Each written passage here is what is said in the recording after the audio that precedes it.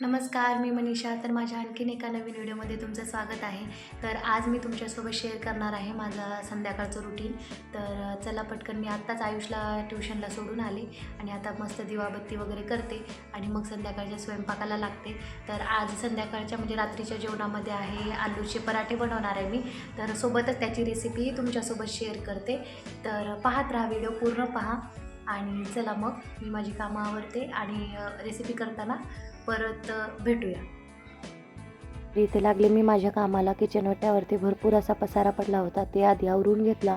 त्यानंतर भांडी घासून ठेवली होती, ती लावायची होती, ती लावून घेतली.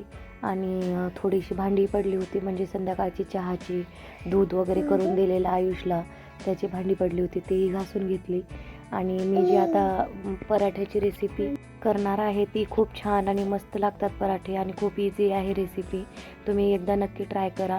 हे म्हणजे पराठे हे ते सकाळी नाश्त्यालाच चांगले लागतात, पण हा पराठा गरम गरम चांगला लागतो, त्यामुळे मी काही डब्यात देत नाही आयुषला किंवा ह्यांना पण. आणि तेवढं सकाळी गडबडीमध्ये बनवणंही होत नाही, त्यामुळे मी संध्याकाळच्या वेळेला रात्रीच्या जेवणातच नेहमी बनवते. आणि आठवड्यातून एकदा तरी हे पराठे आमच्या घरी बनतात. त्याची रेसिपी मी तुमच्यासोबत पूर्ण स्टेप बाय स्टेप शेअर केली आहे. तसं जर तुम्ही केलात तर खूप छान आणि टेस्टी पराठे होतात. नक्की ट्राय करा. आणि इथे मी सगळे भांडे लावून घेतले. त्यानंतर मग थोडेफार भांडे पडले होते, तेही घासून घेतले. आणि मग घरं झाडायला घेतले आहेत. घरामध्ये किती स्वच्छता ठेवली तरी, लहान मुले असली की घरामध्ये पसारा होतोच. तरी मी वरचेवर आवरतच राहते, नाहीतर मग जास्त पसारा झाला की आपल्यालाच आवरायला कंटाळा येतो. तर आयुष गेला की मी सगळं आवरून घेते, आणि परत तो ट्युशनहून आला की जशा तसं होतं. पण आणि मला घर स्वच्छ असलेलंच आवडतं, त्यामुळे मी सारखं आवरतच राहते.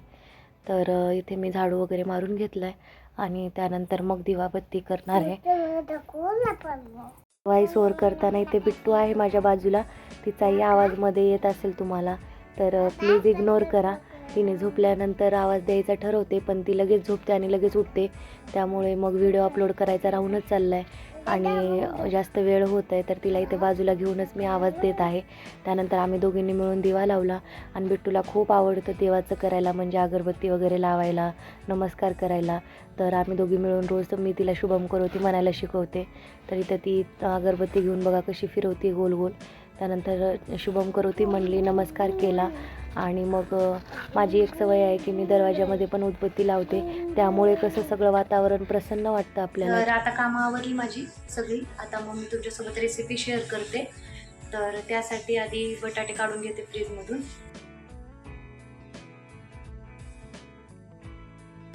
तर इथे मी आमच्या तिघांसाठीच पराठे करणार आहे, त्यामुळे एक मोठ्या साईजचे 5 ते 6 बटाटे मी इथे घेतले आहेत. बटाटे आतून कापून मी कुकरला लावते, त्यामुळं कसं लवकर शिजतात आणि आतपर्यंत शिजले जातात. हे बटाटे थोडे मोठे आहेत, त्यामुळे मग मी असे त्याचे काप करून टाकले आणि कुकरमध्ये पाणी टाकून त्याला बॉईल करायला ठेवलं आहे. तर इथं आपल्याला 3 ते 4 शिट्ट्या काढून घ्यायच्या आहेत बटाट्याच्या. गॅस मोठाच ठेवायचा, मोठ्या गॅसवरती 2 ते 3 शिट्ट्या काढून घ्यायच्या. इथे बटाटे आपले शिजत आहेत तोपर्यंत आपण कणिक मळून घेऊया. तर त्यासाठी मी गव्हाचं पीठ घेतलं मी 2 ते 3 वाटी, म्हणजे 2.5 वाटी होतं, 2 वाट्या. आणि वरती थोडंसं, त्यानंतर त्यामध्ये मी थोडंसं बेसनाचं पीठ टाकणार आहे. तर इथे मी 1 चमचा बेसनाचं पीठ टाकलं असेल, आणि त्यामुळे काय होतं, चव छान येते पराठ्यांना. तर मग इथे मी एक अर्धा चमचा ओवा घेतला आहे, तो क्रश करून आपल्याला त्यामध्ये टाकायचा आहे.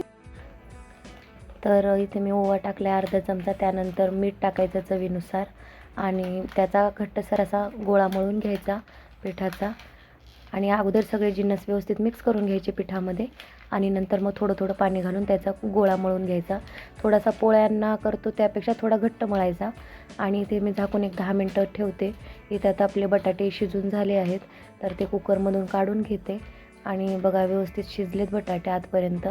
मग त्यानंतर त्याची साल काढून घेते. तर इथे मी बटाटे 2 ह्याच्यामध्ये केले आहेत, एक आयुषसाठी आणि एक आमच्यासाठी. आयुषला बिलकुलच पराठ्यामध्ये कांदा कोथिंबीर असं काहीच आवडत नाही, तर त्याच्यासाठी प्लेन पराठा बनवणार आहे, आणि आमच्यासाठी सगळे मसाले टाकून करणार आहे. तर इथे मी एक मीडियम साईजचा कांदा बारीक चिरून घेतला आहे, तो टाकणार आहे. त्यानंतर हिरवी मिरची घेतली मी, 2 ते 3 हिरवी मिरची घ्यायची. त्यानंतर कोथिंबीर खूप सारी, आणि तुम्ही तुमच्या आवडीनुसार मसाले त्यामध्ये कमी जास्त करू शकता. ह्यामध्ये मी एक अर्धा चमचा धनेपूड टाकलं आहे, अर्धा चमचा जिरेपूड, हळद टाकली आहे थोडीशी, नंतर चवीनुसार मीठ आणि लाल तिखट टाकलं आहे थोडंसं. तर तिखटही तुम्ही कमी जास्त करू शकता आणि ह्याला व्यवस्थित असं मिक्स करून घ्यायचं. चमच्याने ते व्यवस्थित मिक्स होत नाही, त्यामुळे हातानेच करायचं आणि हाताने स्मॅश करून व्यवस्थित छान मिक्स केलं की हे आपला मसाला तयार झाला आहे. तर इथे आपला मसाला तयार आहे, कणिक मळून तयार आहे आणि मी गॅसवरती तवाही गरम करायला ठेवला आहे. तर तवा व्यवस्थित गरम होऊ द्यायचा आणि मोठ्या गॅसवरती हे पराठे करून घ्यायचे. जर तवा गरम झाला नसेल तर पूर्ण पराठा कच्चा राहतो आणि तो चांगला भाजला जात नाही, त्यामुळे गॅस फुलच ठेवायचा. तर इथे छान असं एक छोटं कणकेचं गोळा घेतला आहे मी आणि त्याला व्यवस्थित असं हे करायचं, त्याची वाटी करून घ्यायची आणि त्यामध्ये ते सारण मसाला भरून घ्यायचा. मसाला जास्त भरायचा आणि कणिक थोडीशी घ्यायची, त्यामुळे छान टेस्ट येते. आणि काही जण काय करतात, बटाट्याचा पराठा म्हणला, आलूचा पराठा म्हणला की बटाट्याची पिवळी भाजी करतात आणि ती कणकेमध्ये मिक्स करून त्याचा पराठा करतात, पण त्याची चव पोळी भाजी खाल्ल्यासारखीच येते. तुम्ही नक्की एकदा असा माझ्या पद्धतीने पराठा ट्राय करून बघा, तुम्हाला नक्की आवडेल. माझ्या घरच्यांना तर खूप आवडतो. तर इथे मी फ्लेम हायच ठेवली आणि दोन्ही साईडनी खरपूस असा पराठा भाजून घेतला. तर हा पराठा तुम्ही लोणचं, चटणी, सॉस, दही कशासोबतही खाऊ शकता तुम्ही तुमच्या आवडीनुसार.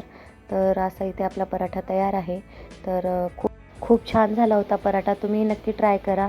तर माझी ही रेसिपी तुम्हाला आवडली असेल तर माझ्या चॅनलला सबस्क्राईब करा. थँक्यू.